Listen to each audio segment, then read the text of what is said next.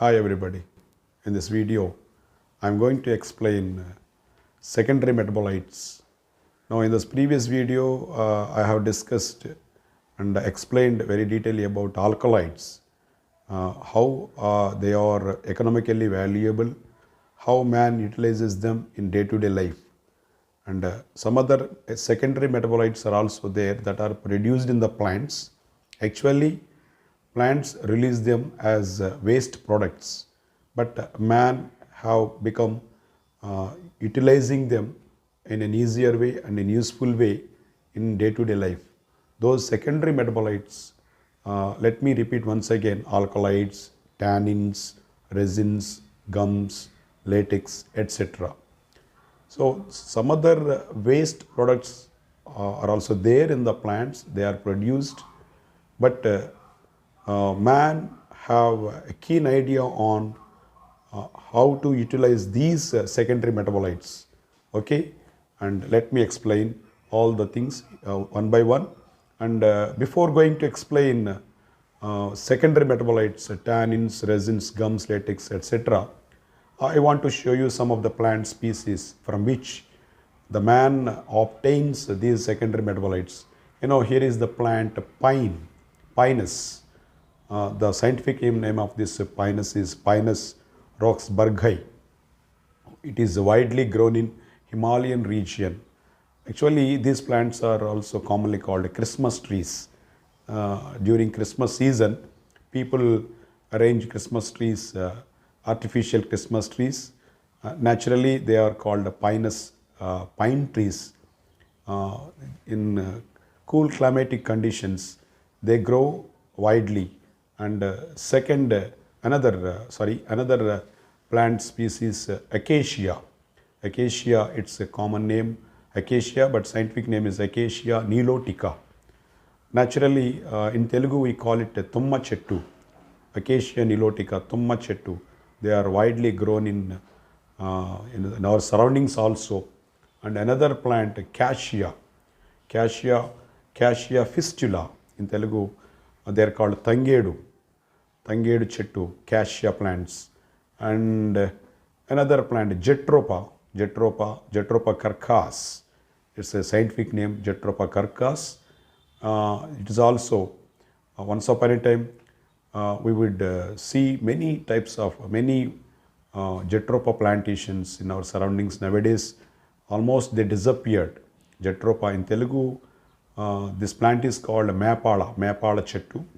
And another one, rubber plant, very valuable plant. Its scientific name is Hevea braziliensis.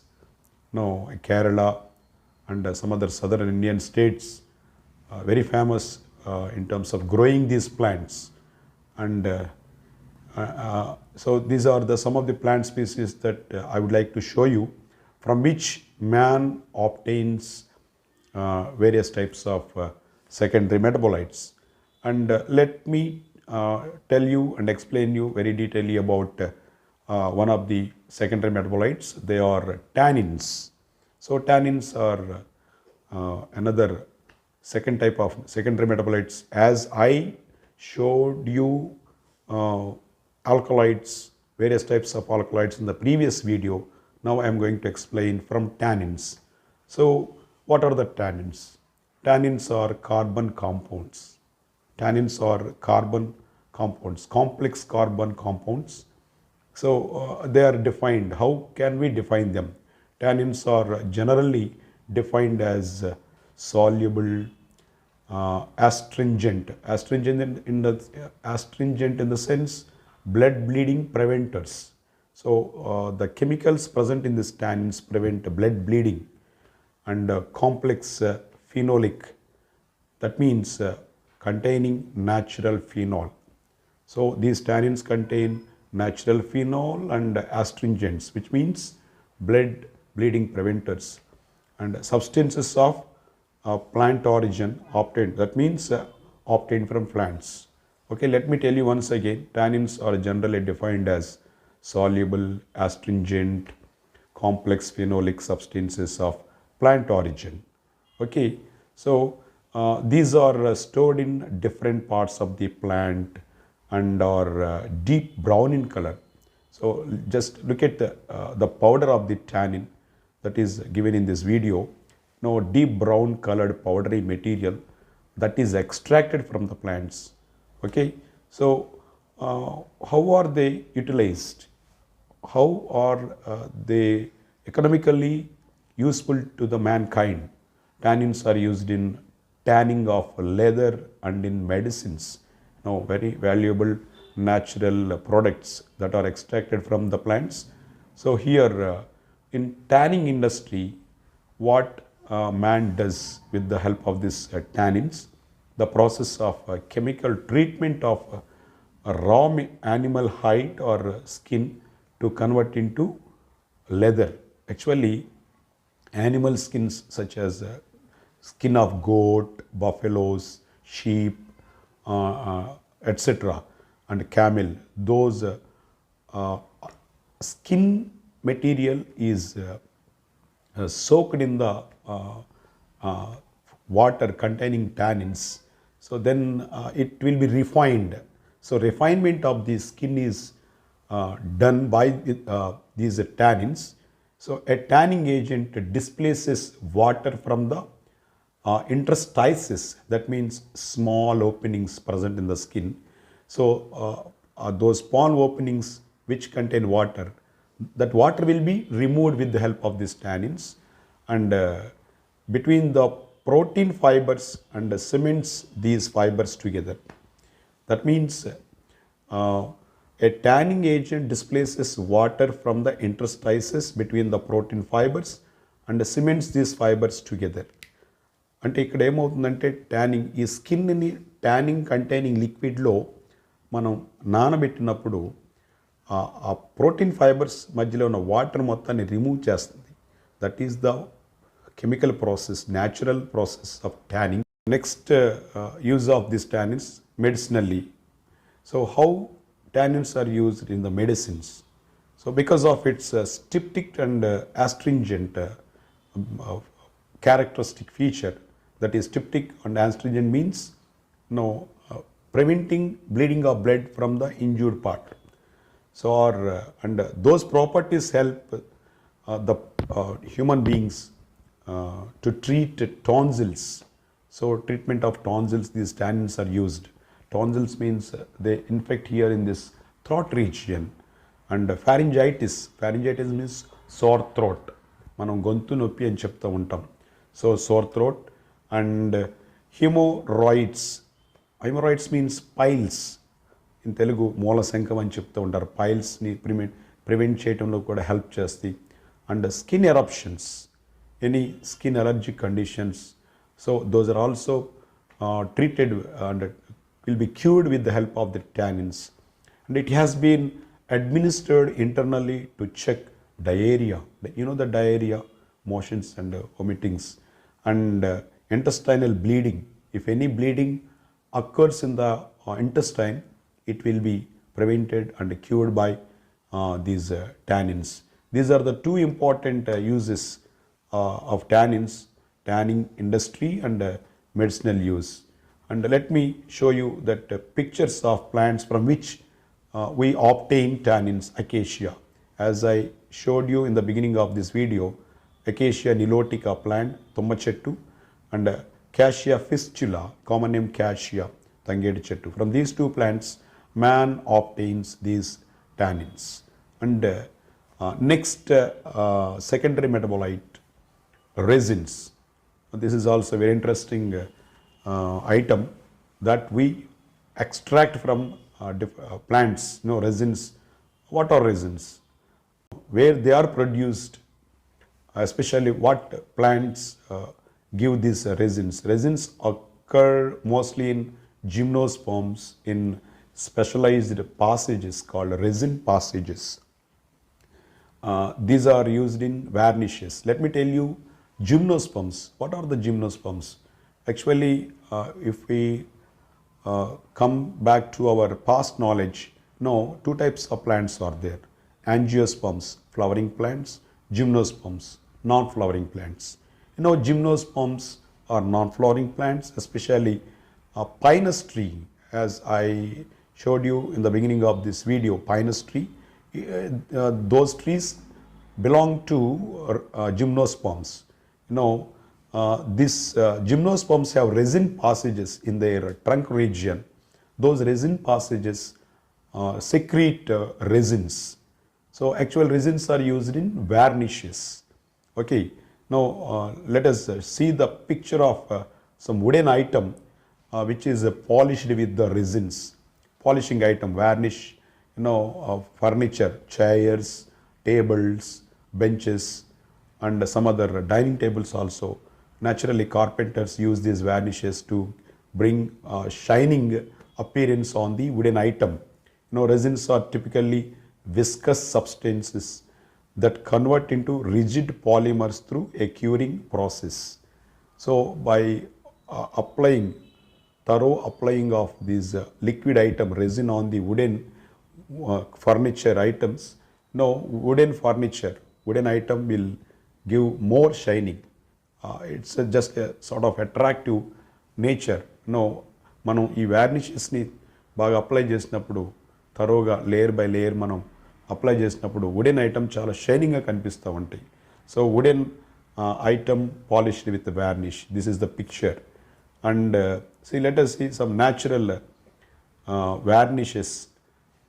natural resins that are extracted from the plants, produced through the resin passages. So pictures are showing resins ooze out. Ooze means secrete out from the resin passages that are present in the trunk of a tree. Now, as I told you, gymnosperms, especially pinus tree, widely used to obtain resins. Resins are naturally occurring but are now often made synthetically. Some synthetic resins have similar properties to natural plant resins. Now see the colored pictures, colored items of resins. They are synthetic resins. They have a similar kind of property what natural resins have. And these pictures, second picture below the right side, picture showing artificial and sterilized resins. Okay, and see the picture of resin that is secreting from the resin passage of the trunk of the tree. Given picture shows resin ooze out from the resin passages that are present in the trunk of a tree. So actually, especially from gymnospermic plants, and some other artificial resins, ornaments made of resins. So these in decorative items, these artificial resins are used. And another cut portion of the trunk of a tree showing resin passages that secrete resins. So some of the pictorial evidences about resins. Okay, and next item, gums. So what are the gums? Gums, plants like neem, that scientific name of neem, Ajadirasta indica, and acacia, tumachettu also. On Telugu, acacia means tumachettu. Plants like neem, acacia oozes out sticky substance called gum when branches cut. I think you might have seen on the damaged part of the trunk of neem tree or other trees. వేప చెట్టుని ఎప్పుడైనా మనం damage చేసినప్పుడు ఆ damage part నుండి some sticky substance oozing అవుతూ ఉంటుంది. That is called gum. Not only వేప చెట్టు but also coconut tree, damaged, injured part of coconut tree also secretes some gummy substance. Gum secreted out in the trunk of neem. Okay, now the gum swells by absorbing water and helps to the healing of a damaged part of a plant. So when gum oozes out, that means that gummy substance tries to heal that damaged part of the trunk or damaged part of the plant. Okay, now gum secreted out in the trunk of acacia. See some bulb-like oozing substance is seen on the trunk of the tumachettu, that is acacia plant. Let us see the uses of the gums. Gums are economically valuable and used as adhesives. Adhesives means material that stick very fast to a surface. And binding agents, that means material that hold other material. So binding industry, book binding industry, and sticking of some substances, some material. Now, adhesive means material that stick very fast to a surface. Now, gums are used in the binding industry and used as adhesives. And the second point, gums are used in the preparation of medicines, food, etc. also. So, how are gums used in medicines? Let me tell you in one point. Medicinally, gums are used in the medicine to treat diseases related to liver, heart, kidney patients. Now, if any patient suffering from liver disorder or heart disorder or kidney disorder, refined gums are used by the doctor, and sterilized and processed gums are used in ice creams.